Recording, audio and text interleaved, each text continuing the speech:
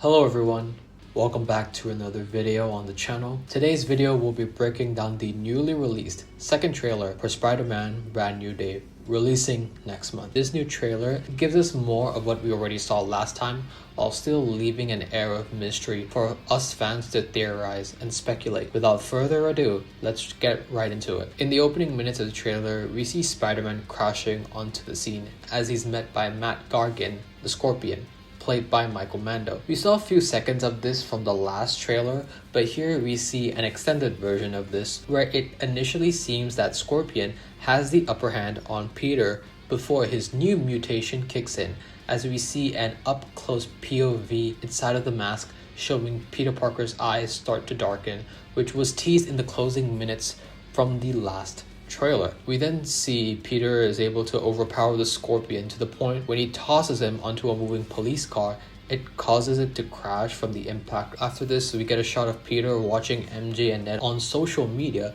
which mirrors the scene from No Way Home as Peter lays down and is video calling MJ, whereas this time juxtaposes to him sadly watching his friends celebrate their final semester of MIT on his screen. We then see Peter inside his apartment, and we see all sorts of work equipment, monitors, and all that sort of stuff inside his living space. We then see as Peter tries to put on his web shooters that they spring away from his wrist, only to reveal that he now has organic webbing. Funnily enough, in the Sam Raimi/Tobey Maguire iteration of Spider-Man, there was early talk and even concept art of Spider-Man having web shooters initially, before they ultimately went into the direction of organic webbing coming out of Peter Parker's wrist, which became a staple for that iteration's character. Additionally, fans also sourced the comic series known as Spider-Man: The Other, where Peter's abilities go through this weird transition phase where he unlocks new spider abilities, making him more spider than man. This storyline also had some mystical and otherworldly elements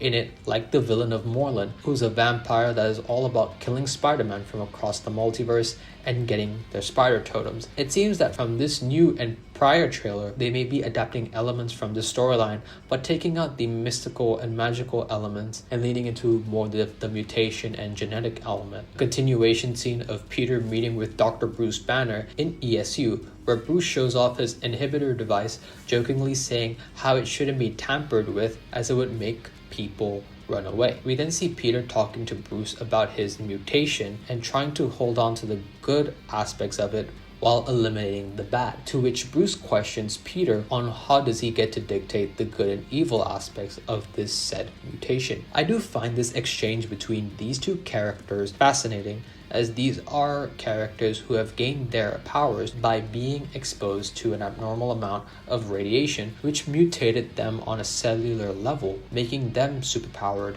individuals. These two are what would be considered as mutates. Mutates in the Marvel universe are people who gain their powers from external exposure, like how Spider-Man and the Hulk were exposed to radiation from an external source, whereas mutants are born with their X gene/powers, which are dormant up until they grow up or are placed in situations where their gene activates and their powers manifest. Hold on to this point, as we will come back to it later. We then see Spider-Man slide down the road as he holds on to the tank and gets pulled by it. This is clearly the tank we've seen from a lot of the early filming, set photos, and footage for Spider-Man Brand New Day, as well as some of the shots we see in the opening minutes of the first trailer. We then get Tramell Tillman reiterating about a threat that they can't even see, and we see that in the closed captions for his character, his name is Metzger. In the first trailer, the closed caption for Tramell Tillman's character was simply named Bill, which is another point I'll come back to later in the video. We then see this mysterious hooded figure with a shadowy face. We then see this tank that Spider-Man's on top of getting flipped over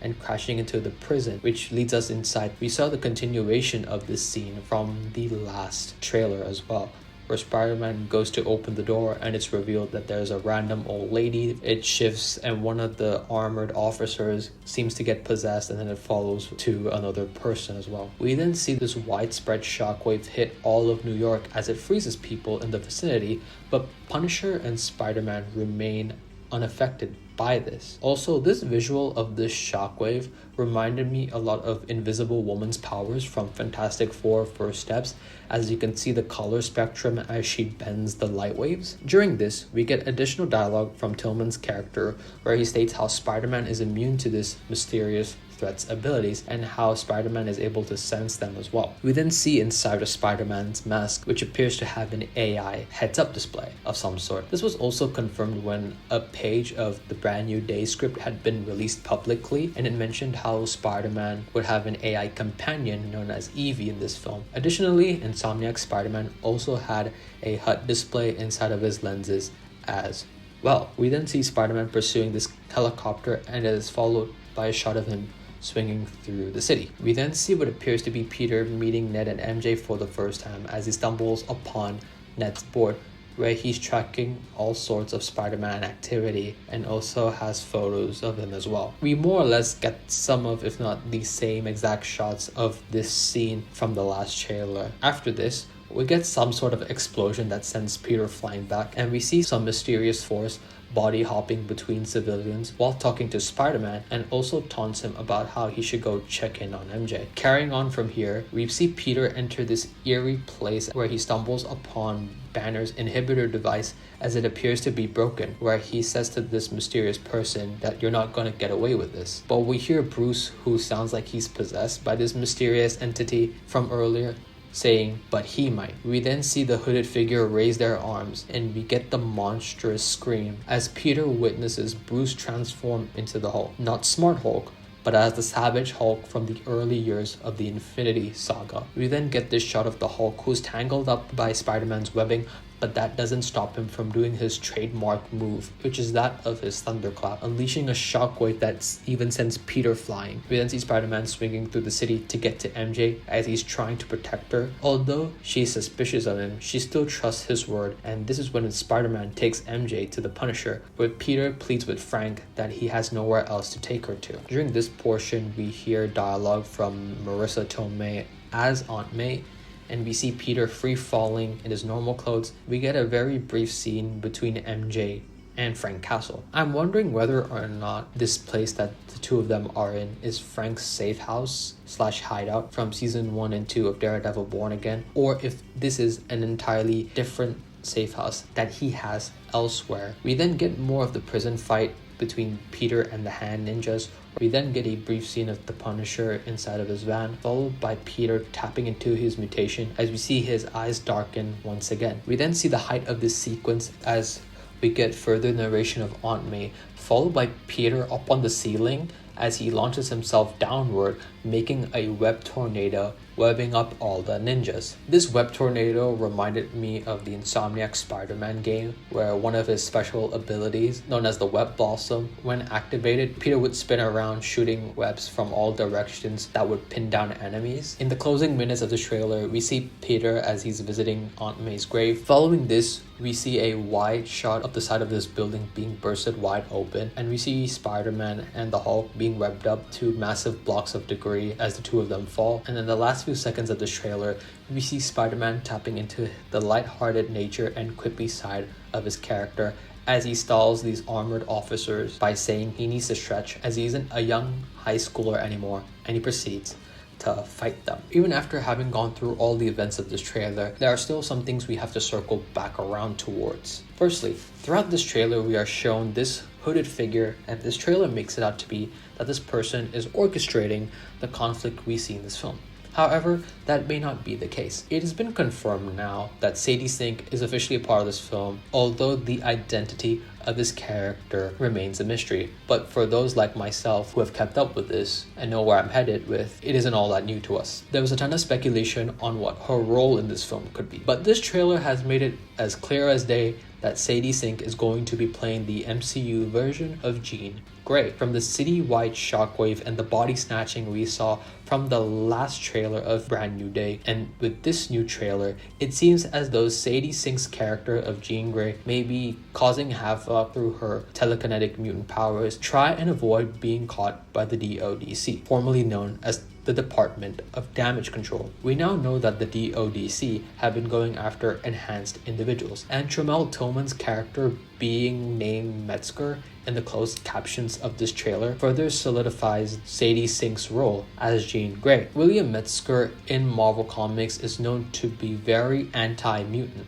and has even led anti-mutant militia as well. In this film, Tremel Tillman's character, who appears to be named Bill Metzger, is most likely leading some sort of operation with the DODC agents in trying to apprehend mutants before they become a widespread and public problem, and this will help slowly but surely act as the stepping stones in introducing the ideas of mutants and, more importantly, the X-Men being brought into the fold of the MCU. Especially from the last trailer to this one, the throughline conversation has heavily talked about mutation, and you cannot help but not want to think of X-Men when you hear the word mutation. So in the midst of all this chaos, Spider-Man may be roped in and unknowingly help out Bill Metzger and the DODC before realizing what he's doing is wrong, and Spider-Man changes his ways and frees Jean and turns against them. Additionally, we see the Hulk return to form as his more angry and monstrous side is being brought into the fold of this Spider-Man installment. It is funny to think that if I had a nickel for every time a Marvel movie tried to add in the Hulk into another hero's film,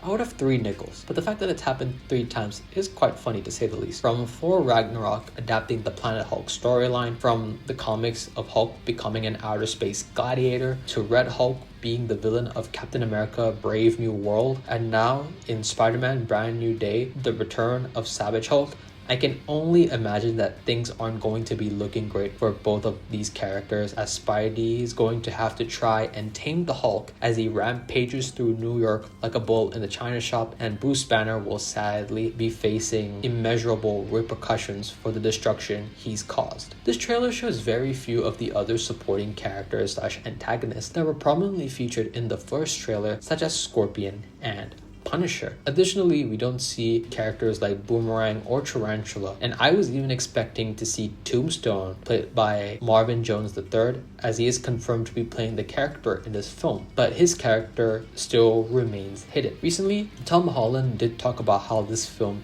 feels like a detective movie involving a large mystery at play. This made fans speculate and theorize that Brand New Day would take a page out of Matt Reeves' The Batman, where the character is in costume for most of the film, whereas the man behind the mask has very little screen time, and with that film also involving a big mystery. Similarly, from Spider-Man No Way Home to Spider-Man Brand New Day, we could be seeing Peter during this phase of his life where he believes that all he has to keep himself going is being Spider-Man 24/7, and he purposefully isolates himself from the rest of the world. Highly likely during the course of this film, the whole mutation subplot could be a metaphor for Peter distancing himself from his human side and his social life and leaning more towards his more spider side, which is what enhances his abilities. Additionally, in the midst of all of this, Peter is then roped into a greater conflict that involves all sorts of characters being brought into the fold, such as Punisher, as we see during what